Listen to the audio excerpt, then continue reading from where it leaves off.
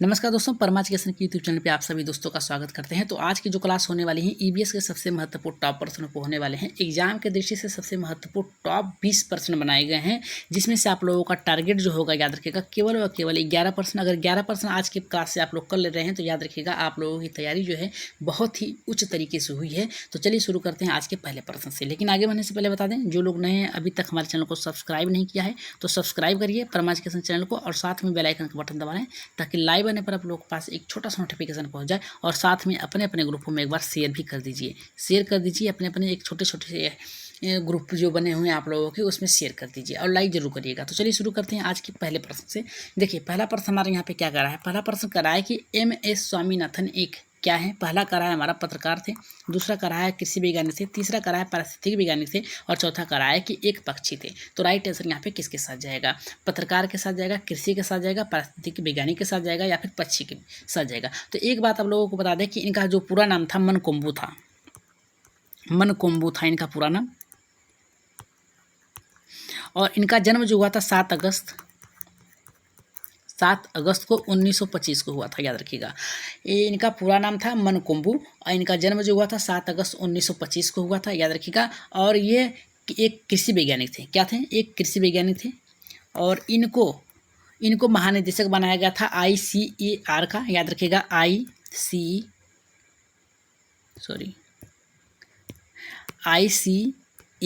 का इनको महानिदेशक बनाया गया था। और कब बनाया गया था? 1972 में। ठीक है, 1972 में इनको बनाया गया था। तो इसका राइट आंसर जो जाएगा हमारा यहाँ पे दूसरे के साथ जाएगा, यहाँ पे कृषि वैज्ञानिक के साथ जाएगा। आगे बढ़ते हैं यहाँ पे दूसरे प्रश्न पे। दूसरा प्रश्न देख लेते हैं क्या कह रहा है।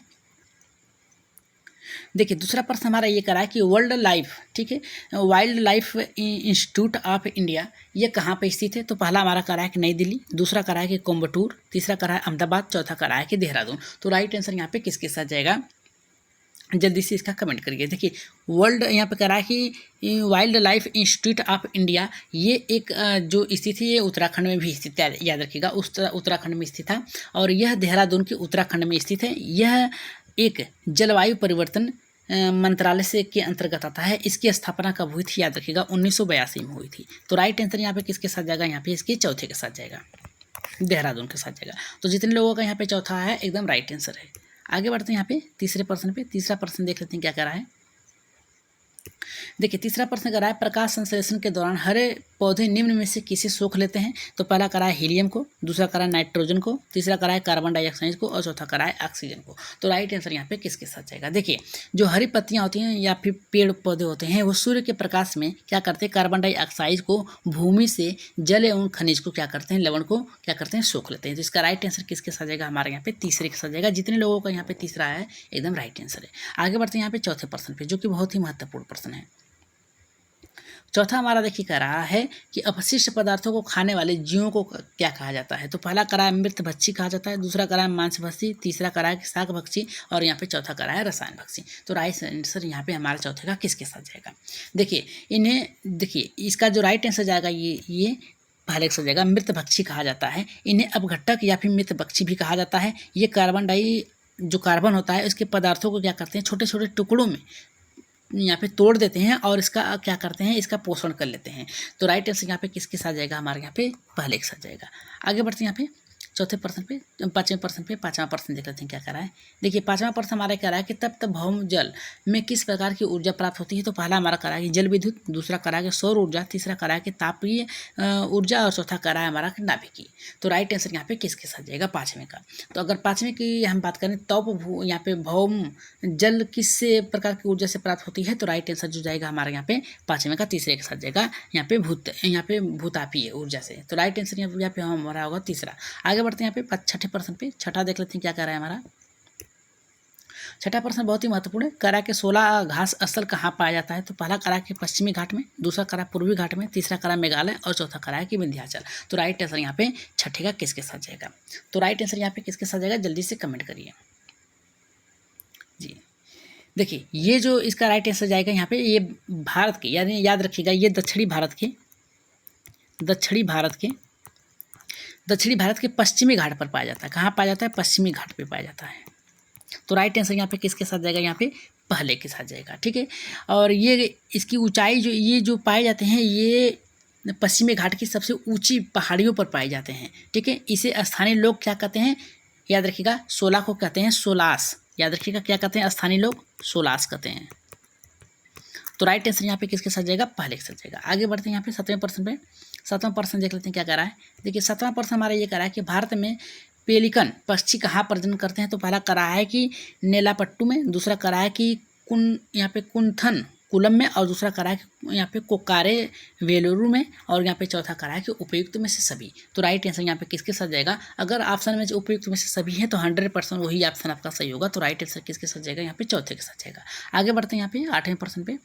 8वां प्रश्न देख लेते हैं क्या कह रहा है। देखिए 8वां प्रश्न बहुत ही अच्छा है, कह रहा है कि मीना माता रोग ऐसी मछली खाने से होता है जिसमें अधिक मात्रा में पाया जाता है। तो पहला कह रहा है कि आर्सेनिक पाया जाता है, दूसरा कह रहा है पारा पाया जाता है, तीसरा कह रहा है कि कैडमियम पाया जाता है, चौथा कह रहा है कि उपयुक्त सभी पाया जाता है। तो ये जो ऑप्शन है याद रखिएगा पारा की अधिकता के कारण होती है। ठीक है, पारा के अधिकता के कारण होती है। तो राइट आंसर यहाँ पे किसके साथ जाएगा, दूसरे के साथ जाएगा। आगे बढ़ते हैं यहाँ पे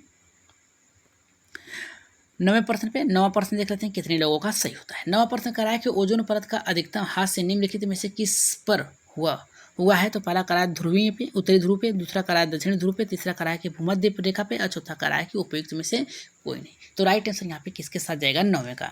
देखिए अधिकतर हुआ है तो यहाँ पे दक्षिणी ध्रुव के साथ हुआ है। ठीक है, राइट आंसर यहाँ पे किसके साथ जाएगा, दूसरे के साथ जाएगा। आगे बढ़ते हैं यहाँ पे नेक्स्ट प्रश्न पे। नेक्स्ट प्रश्न हमारा कह रहा है कि इनमें से कौन सा भारत का प्रमुख मुख्य न्यायाधीश था। तो पहला कह रहा है कि एम पतंजलि शास्त्री, दूसरा कह रहा है हमारा कि मेहर चंद्र महाजन, और तीसरा कह रहा है कि हीरालाल जे कानिया, और चौथा कह रहा है कि यहाँ पे SR दास। तो राइट आंसर यहाँ पे 10वें का किसके साथ जाएगा। देखिए 10वें का अगर हम बात करें राइट आंसर तो यहाँ पे जाएगा हीरालाल जे कानिया के साथ जाएगा। ठीक है, ये प्रथम मुख्य न्यायाधीश थे। तो आगे बढ़ते हैं यहाँ पे 11वें प्रश्न पे, जो कि बहुत ही बेहतरीन है। अगर प्रश्न अच्छे लग रहे हो तो एक बार सब्सक्राइब जरूर करिएगा। नए भाई बहन जो जुड़ रहे हैं तो सब्सक्राइब के साथ बेल आइकन जरूर दबा लीजिएगा। तो यहाँ पे देखिए हमारा करा है रेड डाटा बुक किससे संबंधित। याद रखिएगा कोई भी प्राणी हो, जीव हो, पौधे हैं, या फिर जो भी जीव जंतु हैं उनसे संबंधित है जो विलुप्त हो रहे हैं। तो राइट आंसर यहाँ पे किसके साथ जाएगा, रेड डाटा बुक किससे संबंधित है। पहला करा है नदियों में प्रदूषण, दूसरा करा है घटना भूगर्भ जल स्तर, और तीसरा करा है विलुप्त के करीब जीवों की, और चौथा करा है कि वायु प्रदूषण के साथ जाएगा। 11वें का किसके साथ जाएगा, तो मैंने पहले ही बताया है। याद रखिएगा कि जो भी विलुप्त हो रहे हैं या फिर जो खत्म हो रहे हैं जीव जंतु या फिर पेड़ पौधे जिससे भी संबंधित जो भी खत्म हो रहे हैं, नष्ट हो रहे हैं धरती से, एकदम उनकी संख्या कम होती जा रही है, उन्हें कहा जाता है विलुप्त के करीब जीव, और जिनको रखा जाता है रेड डाटा बुक में। ठीक है, तो राइट आंसर यहाँ पे किसके साथ जाएगा, हमारे यहाँ पे तीसरे के साथ जाएगा। 12वें प्रश्न पे आगे बढ़ते हैं। देखिए 12वां प्रश्न करा है इनमें से कौन सा वर्तमान राष्ट्रीय महिला आयोग की अध्यक्षता है। तो पहला यहाँ पे करा है कि नीरजा व्यास, दूसरा करा है रेखा शर्मा, तीसरा करा है कि मालिनी भट्टाचार्य, और यहाँ पे चौथा करा है कि यासमीन अबरार। तो राइट आंसर यहाँ पे 12वें का किसके साथ जाएगा। देखिए 12वें की अगर बात की जाए तो रेखा शर्मा के साथ जाएगा। ये क्या है, वर्तमान में राष्ट्रीय महिला आयोग की अध्यक्ष हैं। तो राइट आंसर यहाँ पे किसके साथ जाएगा, यहाँ पे हमारा दूसरे के। आगे बढ़ते हैं यहाँ पे 13वें प्रश्न पे। 13वां प्रश्न देखिए हमारा करा है कि लोकसभा और राज्यसभा की संयुक्त बैठक किसके द्वारा आहुति दी जाती है, यानी बुलाई जाती है या फिर शुरुआत की जाती है। तो पहला करा है राष्ट्रपति के द्वारा, दूसरा करा है कि लोकसभा आदेश के द्वारा, तीसरा करा सांसद, और यहाँ पे चौथा करा है कि राज्यसभा के सभापति के द्वारा। तो 13वें का राइट आंसर यहाँ पे किसके साथ जाएगा। तो याद रखिएगा जो भी लोकसभा और राज्यसभा की संयुक्त बैठक किसके द्वारा आयोजित की जाती है, बुलाई जाती है, तो राष्ट्रपति के द्वारा बुलाई जाती है। तो राइट आंसर यहाँ पे जितने लोगों का पहला है एकदम राइट आंसर होगा। आगे बढ़ते हैं 14वें प्रश्न पे।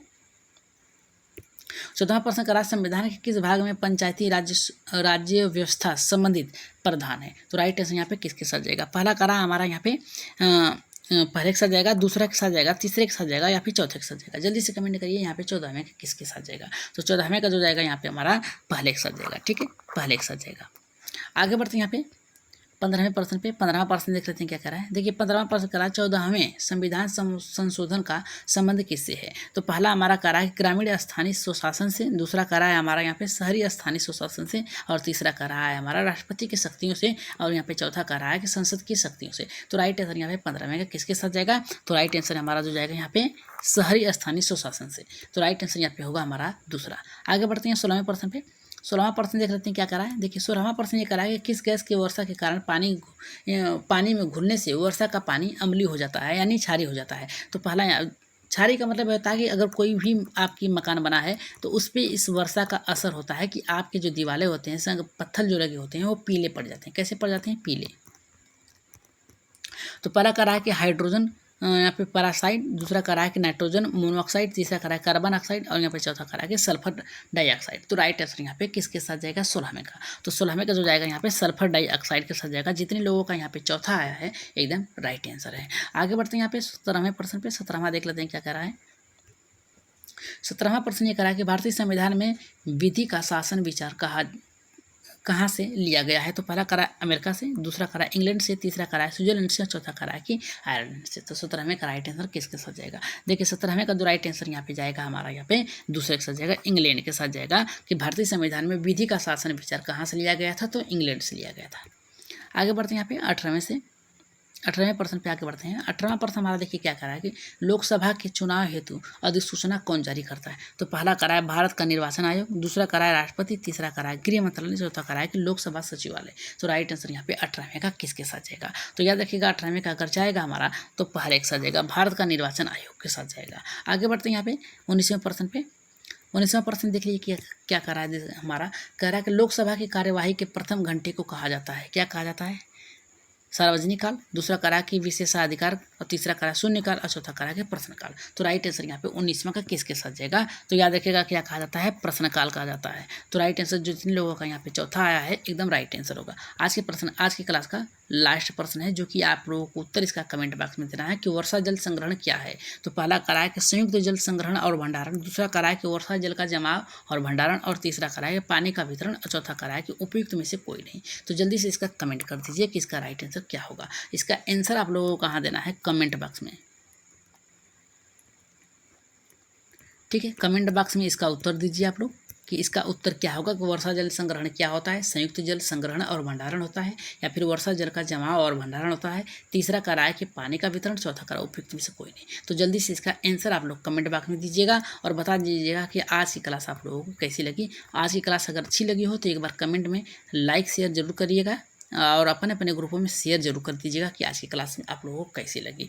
तो सब्सक्राइब जरूर करके जाइएगा। तो आज के लिए इतना ही, धन्यवाद।